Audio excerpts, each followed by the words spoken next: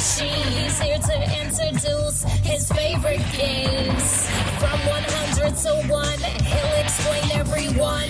Action, trivia, fantasy, and more. Stay tuned to see what's in store, so you can play the game, play the game, play the game.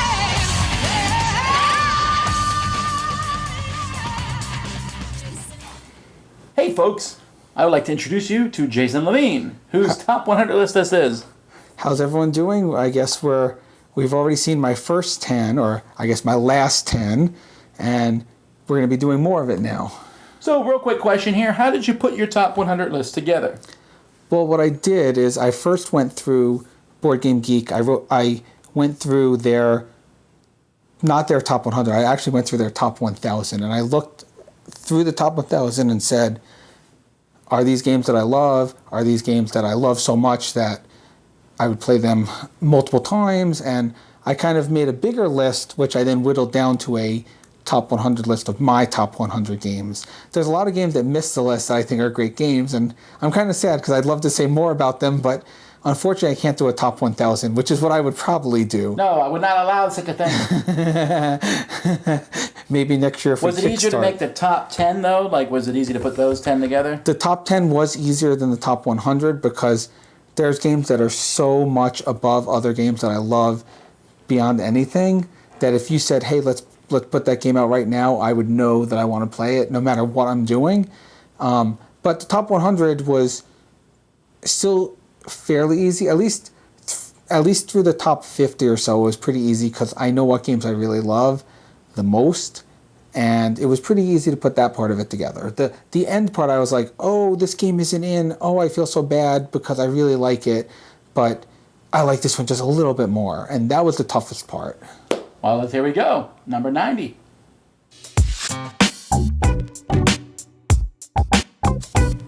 My number 90 is Bonanza. My first Bonanza? That's a new version that just came out. I'm thinking of giving a copy of My First Bonanza to my niece and nephew, and I think they would like that. I like My First Bonanza, which was Bonanza. I played it when it first came out. I have every one of those little number 1, number 2, all the way to like number 14, all those little lookout expansions that they made along the way. So I have that little yellow number thing. And I like the mechanic of how you're putting your cards out one by one, planning your field, but you could trade along the way to try to get the cards in the right order you want, so they come out and you're going to collect your set of bean fields that you really want. So I love the unique mechanic of lining up your cards, also trading your cards to get what you want. Yeah, this is interesting because I know you're not always real big on negotiation games, and this has some element of negotiation in it. A little bit of negotiation. I don't consider it a negotiation game as much as a trading game. Fair enough. All right, well, that's interesting. Bonanza.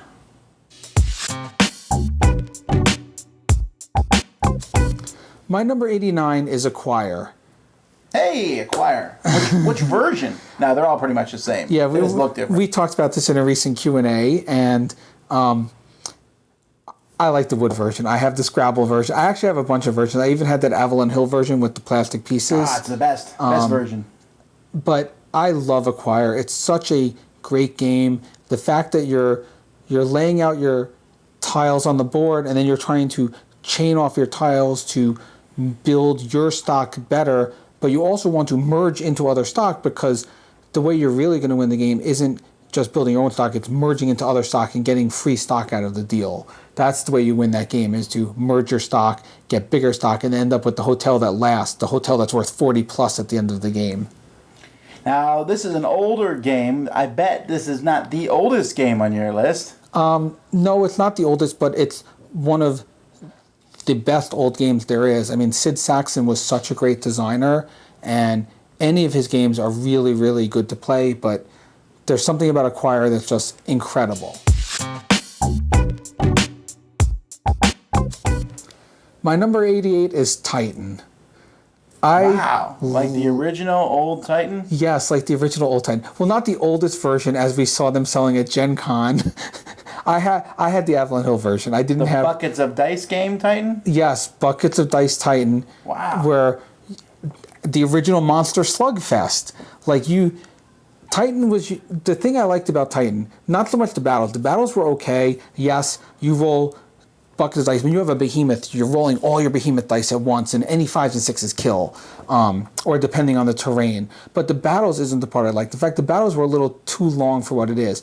I love the moving and splitting on the board, though. I love the mechanic of, am I going to split my force and then move it 2 different ways along the little arrow pathways on the board, so then I could grow 2 different forces, or am I going to keep my force together because I'm afraid someone else is going to attack me? I love that mechanic of it. I love how you build up. I love how you have to have 3 of these to get 1 of these, or 2 of these to get 1 of these, and eventually you want to build up and get your behemoths and your super monsters, your colossus. You want to get all these awesome monsters in there. Yeah, it's an interesting game. I've never played it, but I mean, I've read about it. The board looks horrific. The pieces don't look that great, and I heard that it's really long. It depends how long it is. It's a player elimination game, so maybe we'll play one day and I'll attack you first, and then you can say it's a nice short game. That's so nice of you, Jason. Well, thank you.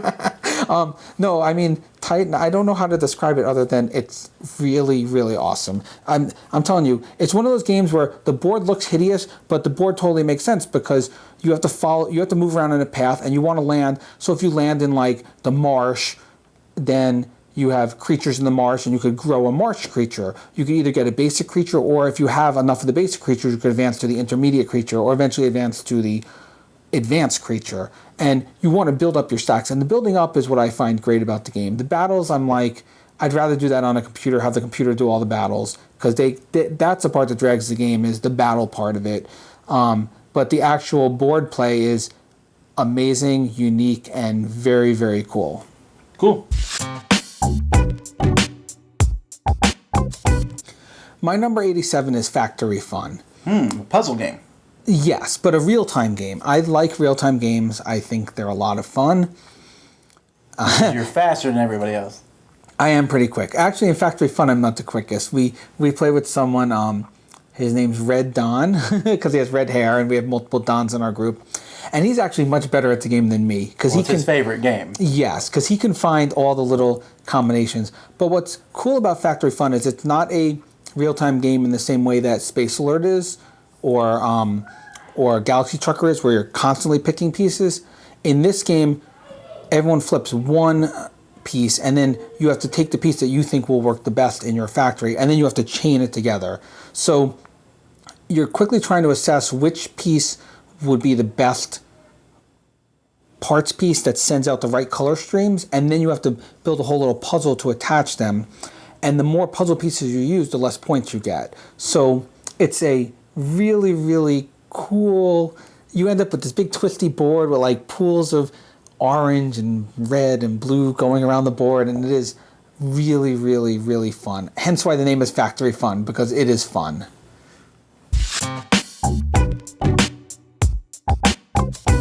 My number 86 is Hanabi.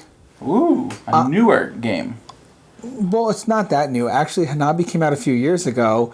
Hanami and Ikebani, I think it was Ikebani, the other game that came with it. It was two kinds of games you could play in it. But Hanabi actually came out here in America more recently in just the version of Hanabi because the other game didn't do as well.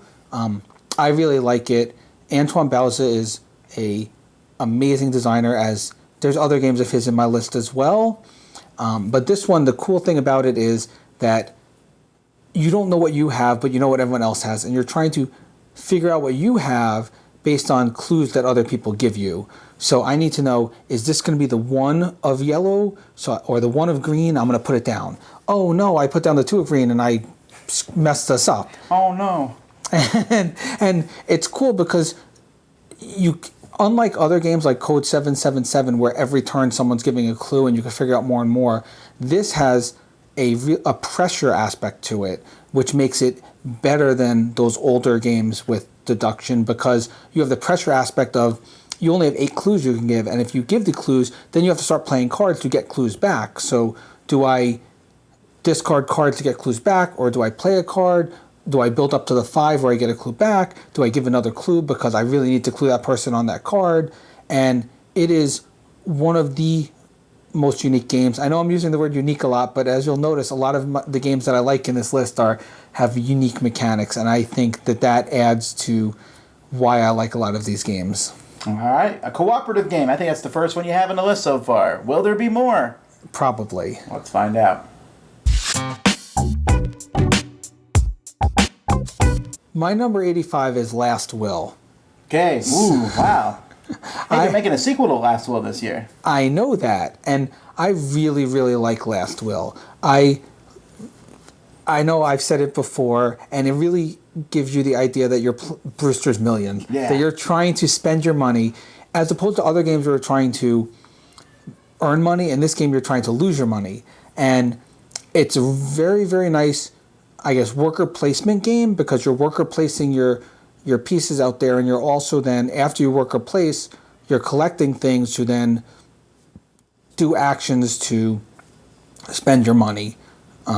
And you can buy a hotel, you can run down your hotel, but of course you can't end up with any property at the end. Just like how in Brewster's Millions he had to send that stamp out for hundreds of thousands of dollars, and then he postage stamped it away, the ridiculous postage stamp, just to get rid of the money, because you can't end up with any property at the end of the game. You need to throw crazy parties, you need to have fancy restaurant dining. You Take your horse out for dinner. Take your horse out for dinner, exactly, because feeding a horse is expensive these days. But I really like Last Will. I like the expansion they added to it, where you now have different things you need to satisfy, so you can't just do one strategy. You have to get fired from your job. You have to get fired from your job, so you have to do multiple strategies. You can't just do one thing. It's a good life lesson game. Yes. How to get fired. And the expansion, I'm really looking forward to this next expansion, which I guess is going to be a standalone game as well. And I think it's going to be great.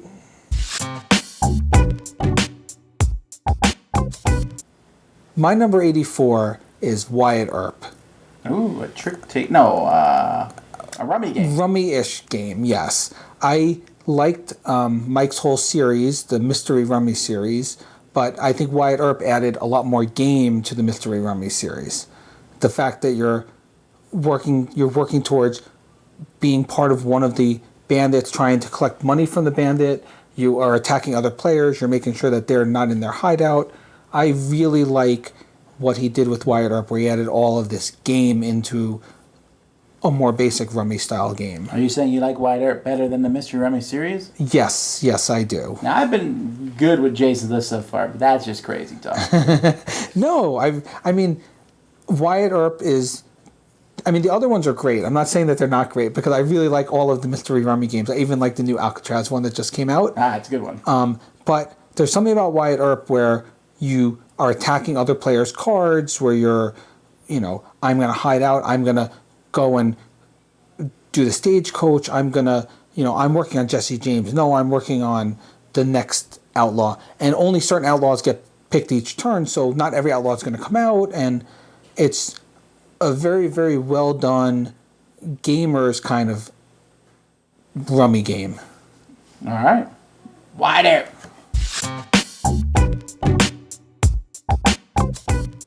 My number 83 is another card game. I've had a few of these so far on the list, but this one is... a lot of card games. Yes. So far I've had a lot of card games. As we get further in the list, there's less of them. But for now, I'm going to go with my number 83, Jumbo. Okay. Or what was the other? Asante? Asante. It's the same game, basically. Yeah, Asante was like a newer version of it. I really like Jumbo. I like the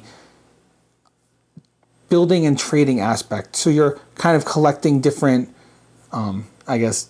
jungle type things. Animals and items and people. Food and different things. And you're collecting them and you're trading them, and then you're trying to trade them in. So you've collected these things, you're trading them in to get points based on what your objectives are.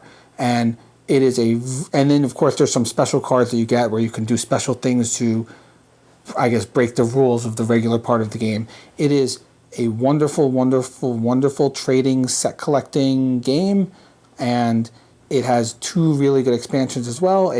Asante, a third version of the game, I guess you'd call it as well, and it is one of my favorite two-player games. It works very well, and I don't think anyone would be not enjoying this if they bought it. Right, and if you think that a Jumbo is hard to find, and it might be hard to find, then you can get a Sante, and they are essentially the same game. There's some differences, but they're essentially, if you like one, you'll like the other, and if you hate one, you'll hate the other, really. Yes, I agree, and I think I love them both, and I think they're great games, and that whole Cosmos two-player series thing was a wonderful invention.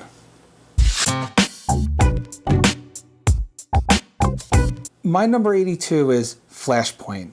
I'm getting back. I'm getting back into co-ops. Garbage for liking this one. I love Flashpoint. I love the theme of it. That you're firemen. I like the. I just like the theme of it. I like the cooperativeness. What I like better than Pandemic about it is that Pandemic is a straight puzzle. Once you know what's going on, it's a puzzle. Flashpoint, the fires pop out randomly because you're rolling dice for it each turn. So the game will play different every time because you have random fires popping up. And that simulates the way a fire would really go off in a building. I love the extra maps that they've done. I've collected every map from the buildings with the basements and attics to the submarine to... I don't even know what all of them are at this point, but I have every single one of those expansion maps. I really, really like this game. Yeah, they have the Flashpoint, and it works well because it's a very simple family game, which you probably never play. You probably play the full game, but once you add in all those special powers, like he said, every game really does have a different feel to it, and it's just... You really get into the theme, too. You're like, oh, we got to rescue that person. Yes. Oh, no, the fire surrounded them. What are we going to do? Exactly. And you know, if you have a choice, let the cat burn so you can save a person. Yes. Anyhow, there. Sam and Zero is telling me I'm wrong about Flashpoint, but Jason agrees with me. Yes, I love Flashpoint, and it is in my top 100.